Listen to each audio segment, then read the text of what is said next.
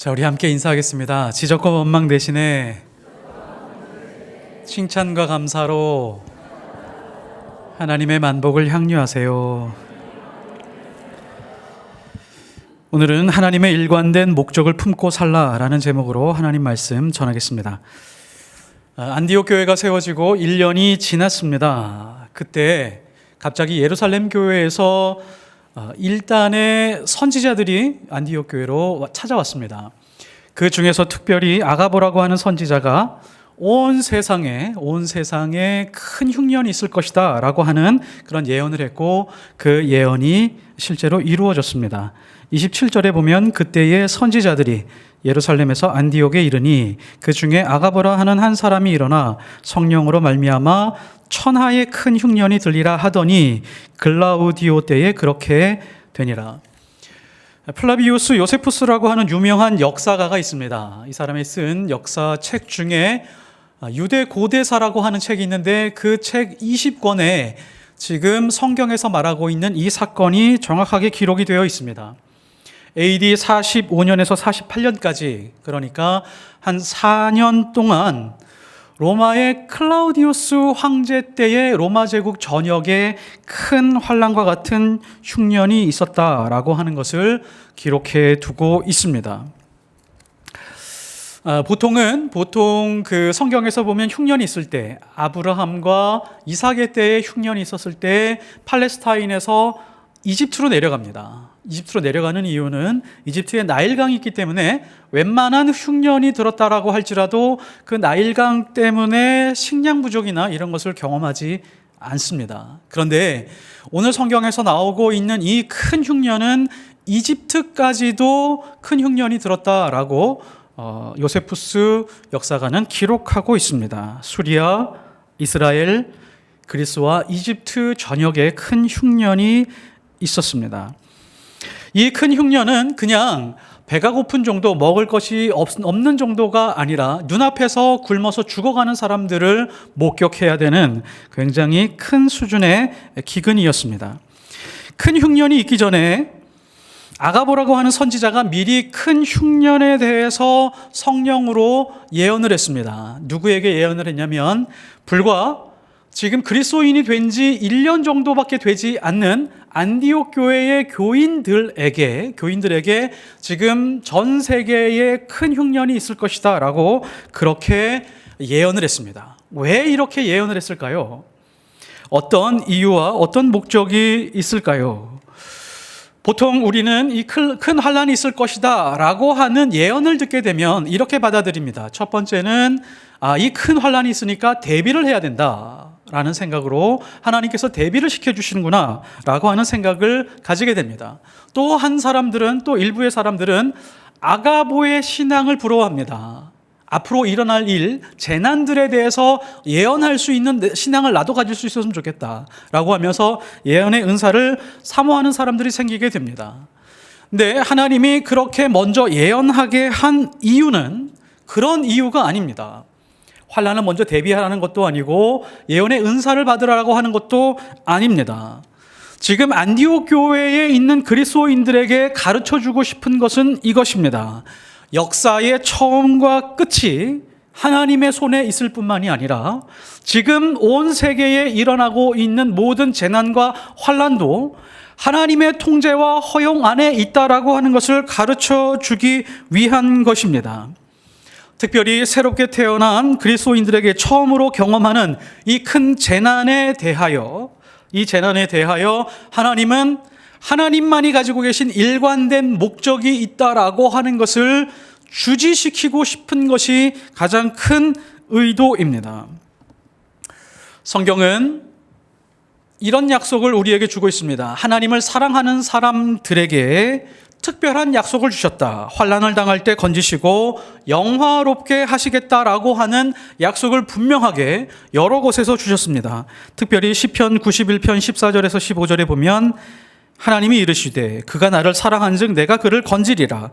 그가 내 이름을 안즉 내가 그를 높이리라. 그가 내게 간구하리니 내가 그에게 응답하리라. 그들이 환난 당할 때에 내가 그와 함께하여 그를 건지고 영화롭게 하리라. 그리스도인들이 누구냐면 하나님을 사랑하는 사람들입니다. 하나님을 사랑하는 사람들인데 이 사람들이 이제 하나님의 명령과 하나님을 위해서 살기로 작정한 사람들인데 온 세상에 흉년이 들었고 거대한 기근으로 말미암아 눈앞에서 죽어가는 사람들이 생겨나게 되었습니다. 그런데 가만히 보니까 예수 안 믿는 사람들에게도 죽음이 찾아오고 있었고 예수를 잘 믿는 사람들에게도 굶어 죽어가는 현상들을 눈앞에서 보게 되었다라고 하는 것이죠. 바르고 진실한 삶을 사는 그리스도인이라고 할지라도 기근과 흉년을 면제받지는 못합니다. 그래서 우리 현실에서 믿음으로 사는 것이 쉽지 않습니다. 어떤 때는 믿음으로 기도하고 예배하면서 하나님 앞에 간절히 부르짖었더니 환난이 다가오고 고난이 다가왔을 때 하나님께서 꺼내주시는 분명한 기적을 경험할 때가 있습니다. 그런데 어떤 때는 고통과 슬픔을 있는 그대로 충분히 당하고 오랜 기간 동안 그것을 감당해야 되는 때도 있습니다. 심지어 질병을 크게 주셨는데 원인도 알지 못하겠고 왜 이렇게 나에게 큰 질병을 주셔서 고생하게 하는가 라고 하는 의문이 들 정도로 오랜 시간 동안 투병해야 될 때도 있습니다. 하나님은 분명히 홍해를 갈라서 하나님의 백성들을 지나가게 하시고 구름 기둥과 불 기둥으로 지키고 보호하시기도 하지만 또 어떤 때는 절망의 그늘 아래서 혹은 사망의 음침한 골짜기로 몰아넣어서 오랜 시간 그 시간을 보내도록 하는 하나님의 뜻도 있다는 것을 우리는 잘 알고 있습니다. 하나님이 우리를 보호해 주시고 지켜주신다는 약속과 우리가 당하는 이 현실이 달라 보일 때가 너무도 많이 있습니다. 우리는 분명 예배드리면서 먼저 그의 나라와 그의 의를 구하고 하나님의 말씀을 붙들고 살고 있는데 어디까지 안심할 수 있고 어디까지는 안심할 수 없는지를 구분해내기가 어렵습니다. 그래서 당황할 때가 한두 번이 아닙니다. 여러분은 하나님이 선택하셨다라고 하는 것을 분명하게 믿고 계십니까?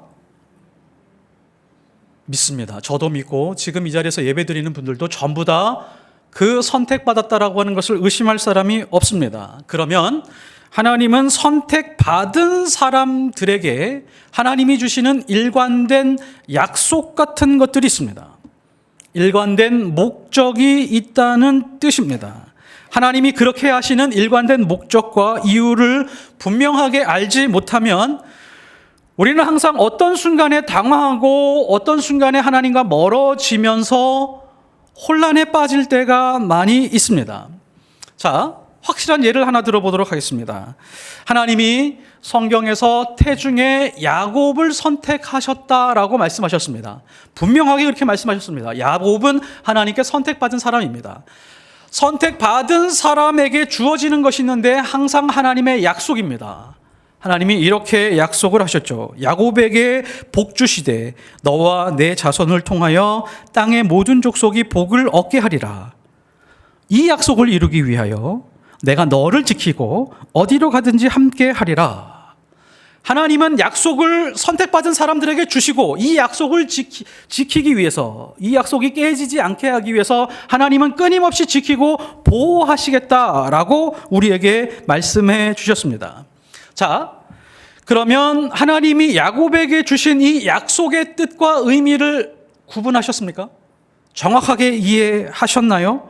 지금 야곱에게 하신 약속은 야곱에게만 해당이 되는 걸까요? 아니면 야곱으로 인하여 세계의 많은 민족들이 복을 받는 것이 포함되어 있는 것일까요? 그 뒤에 있는 이유이겠죠. 하나님이 나를 선택하신 목적이 두 가지가 있습니다. 하나님이 성경에 나오고 있는 인물들을 선택하신 것과 동일한 목적과 의도를 가지고 저와 여러분을 선택하셨습니다. 첫 번째는 나 한 사람만을 위해서 특별하게 주시는 복, 그 복을 누리면서 기뻐하시는 우리의 인생을 보면서 하나님이 기뻐하시기 위해서 우리를 선택하셨습니다. 나뿐만이 아니라 야곱처럼 나의 자손들, 나의 자식들까지도 특별하게 복을 주시는 것, 이것을 기뻐하시기 때문에 선택하셨습니다.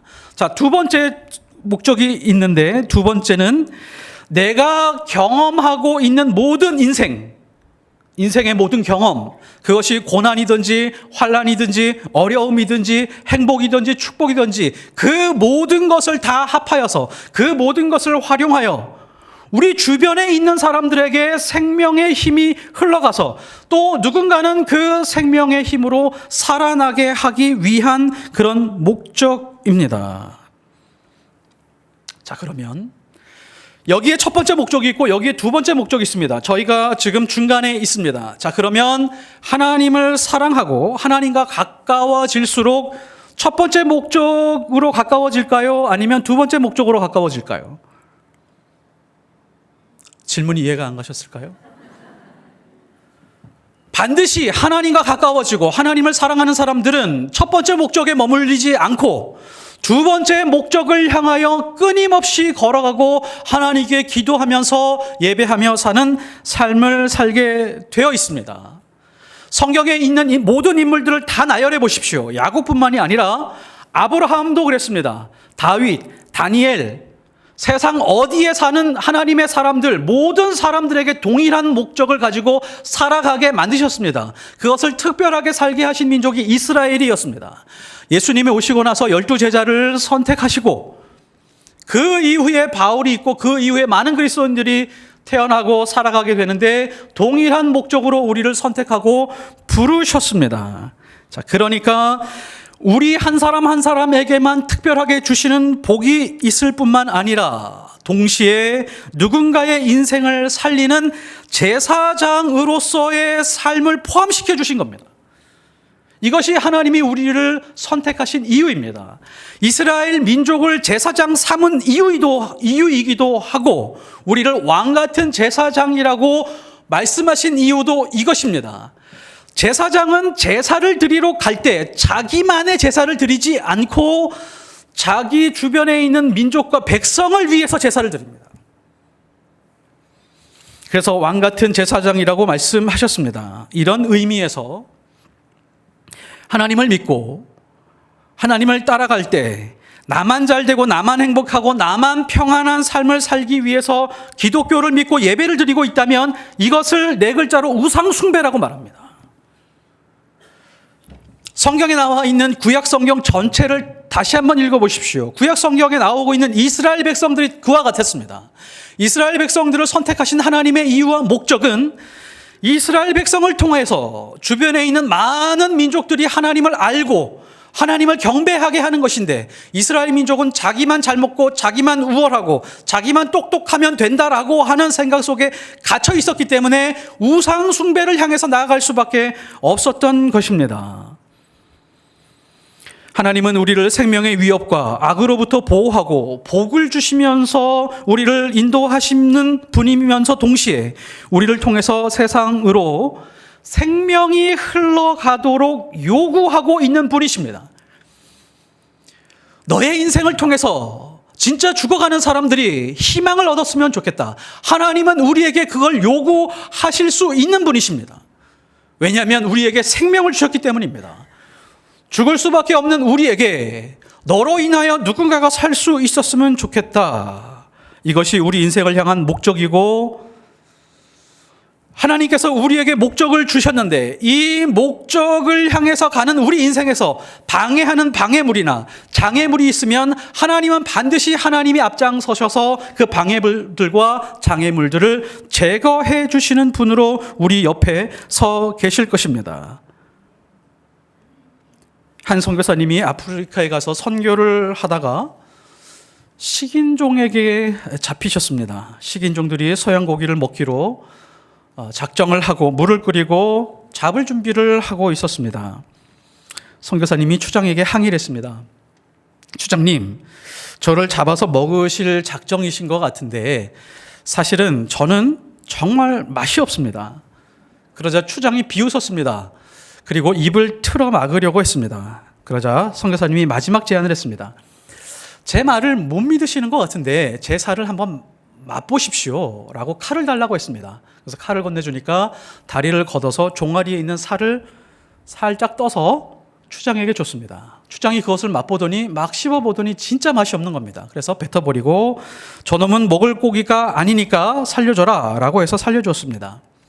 이 선교사님은 전쟁 중에 오른쪽 다리를 잃고 의족을 달고 있었던 분이십니다. 이 선교사님을 통해서 그 부족에게 예수님이 전해지고 교회가 세워졌다라고 하는 실제 이야기입니다. 하나님은요, 이렇게 일하십니다. 다리를 잃어버린 것은 그 인생에게 굉장히 불행한 것이지만 생명을 살리는 일에는 복이 되었습니다. 하나님은 생명을 살리는 일에 우리를 사용하기 위해서는 무엇으로든 우리를 보호하시고 지키시는 분이십니다. 세상에서 죽어가는 생명을 살리는 일을 위해서라면, 그래서 그리스도인의 인생에 환난과 죽음도 의미가 있는 것입니다. 그래서 주 안에 있는 인생들, 그리스도인의 인생에는 축복도 공존하고 환난도 공존하는 것입니다. 우리 인생이 하나님의 목적 안에 있다면 하나님은 까마귀를 통해서도 먹을 것을 주시고 홍해를 갈라서라도 건너가게 하실 것이며 천만인이 우리를 둘러싸 있는다라고 할지라도 구해내실 것이고 마지막 밀가루가 남아서 그 다음날 죽어야지 하는 그런 상황 속에서도 하나님께서는 먹을 것을 보내주실 것입니다. 산을 옮겨서라도 건너가게 하시고 사자굴에 들어간다라고 할지라도 사자의 입을 틀어막아서라도 살게 하실 것이며 강의 위험과 강도의 위험과 40에 한 번 감한매를 5번 50번 맞는다라고 할지라도 그 부러진 허리와 부러진 다리를 다 고쳐서라도 하나님은 살려내어 하나님의 뜻과 목적을 이루어 가시게 될 것입니다. 왜냐하면 그 인생을 통해서 살려내야 하는 사람들이 있기 때문입니다. 이런 면에서 역사의 주인공은 정치가가 아니고 돈 많은 사람들이 아니며 하나님이 움직이시는 역사에서 그리스도인들이 주인공이 되는 것입니다.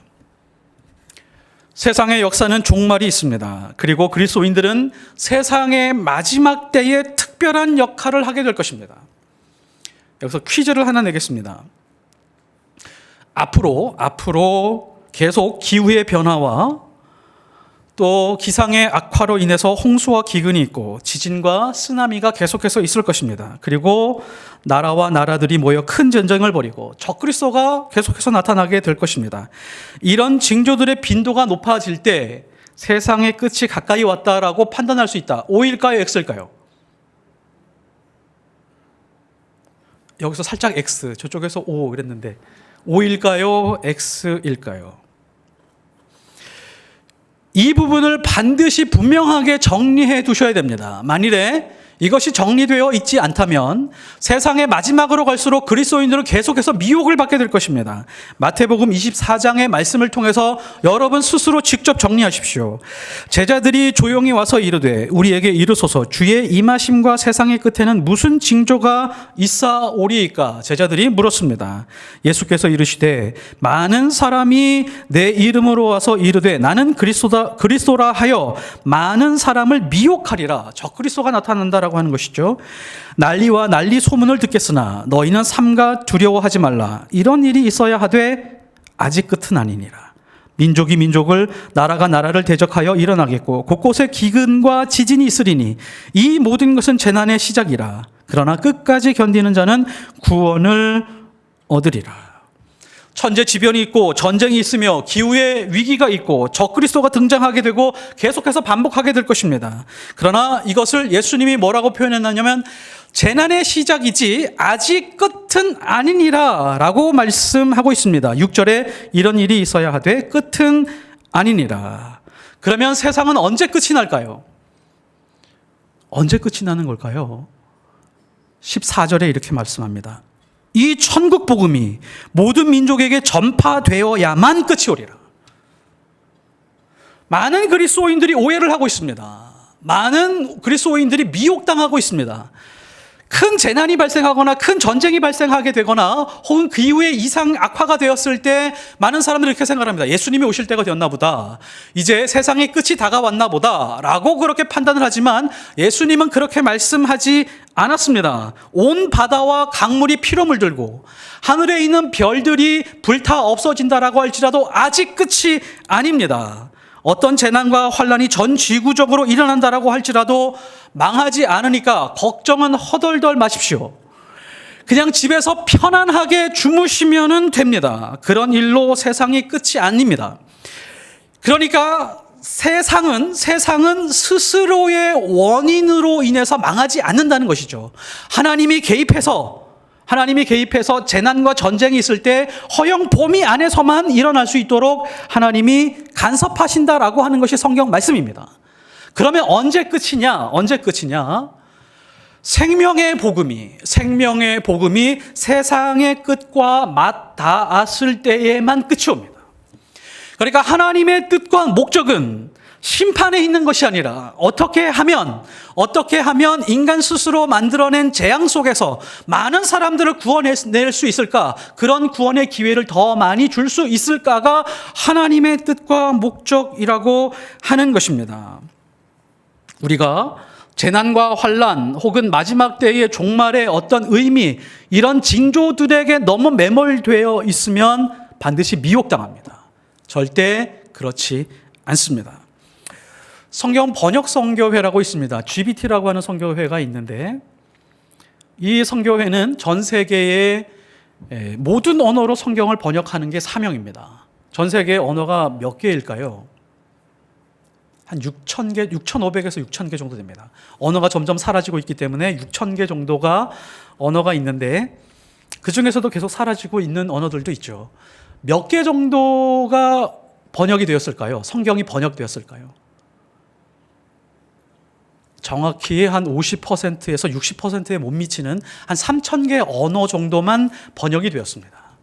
저는 개인적으로 그렇게 생각을 합니다. 이거는 성경에 나와 있는 것 아니기 때문에 성경이 모두 번역이 되고 모든 나라의 민족의 언어로 번역이 되고 그것이 다 전달이 될 때 하나님의 뜻이 이루어지지 않을까라는 생각이 듭니다.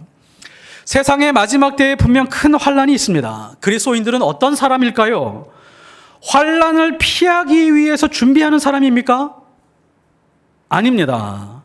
언제 오실지 하나님께서 그것을 분별하게 하셨다라고 생각을 해서 언제 오실지를 대충 짐작하면서 그때를 맞춰가는 사람일까요? 그렇지 않습니다. 그리스도인은 예수님이 언제 오셔도 괜찮을 사람으로 살아가는 사람입니다. 예수님이 내일 오시든지 100년 뒤에 오시든지 상관없이 어떤 재난이 온다라고 할지라도 우리는 괜찮은 사람으로 살아가는 사람이 바로 그리스도인들입니다. 내일 세상의 종말이 온다라고 할지라도 나는 오늘 하나님의 말씀, 그 진리의 말씀, 생명의 말씀을 듣고 읽고 묵상하면서 살아가겠다. 그리고 그 말씀 위에서 예수님 따라 살겠다라고 하는 마음으로 사는 사람입니다. 이것이 바로 성경이 말씀하시는 그리스도인의 종말론입니다. 그래서 항상 그리스도인이 언제 신앙이 굴절되고 왜곡되는지 아십니까? 어떻게 하면 마지막 때에 고통을 면할 수 있을까에 대한 생각을 가지고 신앙생활을 하게 될 때 신앙이 왜곡됩니다. 대표적인 것이 있죠. 종말 신앙 중에 휴거라고 하는 것이 있습니다.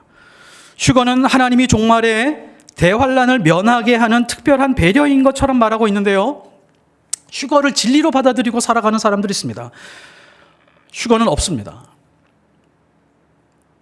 어떤 사람은 그럴 거예요. 저 목사가 이단 아닌가? 라고 생각하시는 분들도 간혹 있겠지만 저의 생각뿐만 아니라 요한계시록을 강해했었던 우리 신 목사님도 같은 생각을 가지고 계십니다. 휴거는 없습니다. 휴거는 성경 전체의 흐름과 맞지 않습니다. 자, 예를 들어보면 전 세계에 폭우가 내리고 있습니다. 그러면 하나님이 휴거라는 게 이런 거죠. 동굴 안에다가 모든 그리스도인들을 다 집어넣고 예수 믿지 않는 사람들은 그 폭우를 당하게 하는 그런 생각으로 휴거라는 생각을 가지고 있지만 하나님이 그런 분이실까요? 진짜 그리스도인들이 동굴 안에 있다면 진짜 그리스도인들은 이렇게 할 겁니다. 하나님, 우리만 동굴에 살고 싶지 않습니다. 저 세상에서 지금 하나님을 알지 못하고 죽어가는 사람들이 있는데 저희들 중에 일부는 저 세상으로 보내서 예수 그리스도처럼 우리의 목숨을 버려 피를 뿌려 저 사람들을 구원하게 할 수 있게 하여 주옵소서라고 기도하는 사람들일 것입니다. 그래야 진짜 그리스도인들입니다. 오히려 그리스도인들이 가장 필요한 때가 언제냐면 대환란의 때입니다. 대환란의 때에 진짜 그리스도인들이 세상에 들어가서 피를 뿌려서 누구라도 구원하게 하기 위한 것이 하나님의 뜻이지. 그리스도인들만 따로 구분해서 하늘로 올리는 것은 좀 성경의 전체 흐름과 맞지 않습니다. 백보 양보하겠습니다. 좋습니다. 휴거가 있다라고 믿고 살아가셔도 괜찮습니다. 휴거가 있습니다. 지금 전 세계 인구가 80억인데 그 중에 예수 그리스도를 믿고 있는 사람이 20억 정도가 됩니다. 자, 내일 휴거가 이루어졌어요. 20억이 하늘로 올라갔습니다. 60억이 세상에 지금 남아서 큰 환난과 재난, 전쟁과 기근, 전쟁 속에서 그렇게 고통을 당하고 있습니다. 자, 그러면 그리스도인들이 하늘 위에 올라가서 하나님 저희를 구원해 주셔서 감사합니다. 저희들은 구원받았습니다. 그렇게 찬송하고 예배하는 그리스도인들이 정상적인 그리스도인들일까요? 아니요. 왜냐하면 세상에 남아있는 그 사람들 중에 그리스도인들의 자녀가 분명히 있을 겁니다. 내 아들, 딸들이 분명히 지금 올라오지 않은 아들, 딸들이 있고 사랑하는 어머니와 아버지도 있을 수 있고 형제와 자매들이 세상에 남아있는데 일시적으로 하늘에 올라가가지고 거기서 기뻐하면서 즐거워할 수 있는 사람들이 그리스도인들일까요? 거기서 하나님 앞에 이렇게 기도할 겁니다. 진짜 그리스도인이면 하나님, 세상의 이 크고 두려운 대환란에서 그리스도인들을 따로 구분하지 마시고 환란 가운데 들어가 죽어가는 사람들을 구할 수 있는 용기를 주옵소서 라고 하나님 앞에 눈물로 기도하실 것입니다. 만일에 그렇지 않다면 무엇이 생략되냐면 우리 인생에서 십자가가 생략된 겁니다. 하나님은 우리를 특별하게 환난에서 구제해주고 다른 사람들을 심판하려고 하시는 분이 아니라 어떻게 해서든 누구의 생명으로든 그 사람들을 구원하고 싶은 것이 바로 하나님의 목적입니다. 이것이 바로 우리 인생을 왕 같은 제사장의 삶으로 삼으신 것입니다. 왕이라고 하는 존재는 홀로 존재하지 못합니다. 홀로 존재하는 존재가 왕이 될 수 없습니다. 자기 목숨만 구하는 제사장은 제사장일 수 없습니다. 제사장은 언제든지 자기 자신을 정결하게 하여 누군가의 죄악을 대신하여 제사를 드리는 사람이기 때문에 그렇습니다. 오늘날의 그리스도인들의 가장 큰 약점이 있습니다. 배부르게 된 것과 세상이 너무 재밌어진 것입니다. 거기다가 예수 그리스도까지 믿는 것입니다. 그래서 우리에게 무엇이 사라졌냐면 영적인 갈급함이 사라졌습니다. 이만하면 됐다. 조금 아쉬운 부분이 발생을 하면 그때그때 하나님 앞에 기도하면서 채워가야겠다라고 하는 정도입니다. 아니면 남한테 해끼지지 않고 살고 성실하게 노력하면서 돈 벌어서 내 자식 잘 키우고 하고 싶은 거 다 하면서 특별한 죄 짓지 않고 사는 것으로 신앙의 소임을 다한 것으로 생각하는 사람들이 있습니다. 이런 사람들을 두고 요한계시록 3장에서는 라오디게아 교인들이라고 말씀하고 있습니다. 17절에 보면 내가 말하기를 나는 부자라 부유하여 부족한 것이 없다 하나 내 곤고한 것과 가련한 것과 가난한 것과 눈먼 것과 벌거벗은 것을 알지 못하는도다. 우리는 지금 그리스도인으로 살아가는데 지금 그리스도인들은 하나님의 사람으로서 변화되는 것과 하나님의 군사로서 부르심받은 그 각오와 의의 병기로 살아가면서 산 제사로 살아가는 것에 대해서 별로 각오와 헌신이 없습니다. 최소한의 신앙 행위만 남겨놓고 우리는 너무 재미있게 살아가고 있습니다. 많은 것이 풍요롭고 부유해졌습니다. 너무 잘 먹고 너무 잘 놀면서 가장 큰 걱정거리가 하나가 있는데 그것이 살찌는 겁니다. 그런데 공고하고 가련하며 눈멀고 벌거벗은 것을 알지 못합니다. 그래서 하나님은 일관된 목적을 위해서 하시는 일이 있다는 것에 대해서 별로 관심이 없습니다. 하나님이 일관된 목적을 위해서 우리에게 간섭하면서 하시는 일이 가끔 있는데 그것이 바로 요한계시록 3장 19절입니다. 무릇 내가 사랑하는 자를 어떻게 하실까요? 내가 사랑하는 자를 복되게 하고 인생의 길을 인도하며 사망의 음침한 골짜기에서 건져내겠다가 아니고 책망하여 징계하노니 라고 말씀합니다. 하나님의 약속은 조금도 철회되지 않았고 우리를 향한 하나님의 열심과 사랑은 조금도 식지 않았습니다. 다만 그리스도인들은 상처받았다는 이유로 중단하고 실력이 없고 부족하다고 연약하다는 이유로 하나님의 목적대로 살려고 하지 않습니다. 그리스도인은 자기 만족만을 위해서 살아갑니다. 이것이 바로 곤고하고 눈먼 상태의 신앙입니다. 하나님은 우리를 향한 일관된 목적이 있습니다. 겉사람은 지속적으로 후패해가나 속사람은 날로 새로워지는 복을 풍성하게 누리며 살게 하시는 것이 하나님의 목적입니다. 그리고 새로워진 속사람으로 인하여 누군가에게 희망을 주고 누군가에게 절망을 공감해 주며 생명의 복음을 전해주는 사람 되게 하는 것, 이것이 하나님의 일관된 목적입니다. 지금 사는 모습 중에 고통받으시는 분 계십니까? 어려움 당한 분 계십니까? 잘된 일입니다. 하나님의 허용 범위 안에 있는 복이라고 인정하시고 오히려 감사함으로 주님의 성전으로 들어가십시오. 불로 연단한 정금같이 만들어 주실 것이라고 하는 것을 믿고 하나님의 때까지 기다리십시오. 편안한 분 계십니까? 부족한 것이 없는 분이 계십니까? 넘어질 것을 조심하십시오.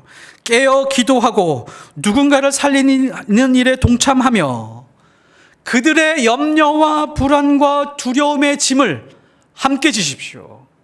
이것이 하나님이 우리를 향한 뜻입니다. 하나님은 우리를 온전한 사람으로 이루어 그리스도의 장성한 분량에 충만한 데까지 이르기를 원하시는 분이십니다. 그래서 예수님과 같이 생명을 살리는 일에 동참하는 인생이 되시기를 예수 그리스도 이름으로 축복합니다. 기도하겠습니다. 성부이신 아버지 하나님, 은혜에 감사합니다. 우리의 하루하루를 쌓아 열흘을 만들고 열흘을 쌓아 한 달을 만들며 한 달을 쌓아 1년을 만들어 1년을 쌓아 주님 뵙는 날까지 기다리는 믿음의 삶을 살게 하여 주옵소서. 평범하고 일상적인 하루가 우리에게 주어진 사명 안에 있으며 그 날들이 우리에게 가장 소중한 날들이라는 것을 깨우치고 잊지 않게 하여 주옵소서. 하나님의 일관된 목적이 무엇인지를 알고 분별하며 하루하루의 삶이 십자가 앞에 드려지게 하여 주옵소서. 예수님이 언제 오셔도 괜찮을 만한 사람으로 하루하루 살게 하옵소서. 예수 그리스도 이름으로 기도드렸사옵나이다.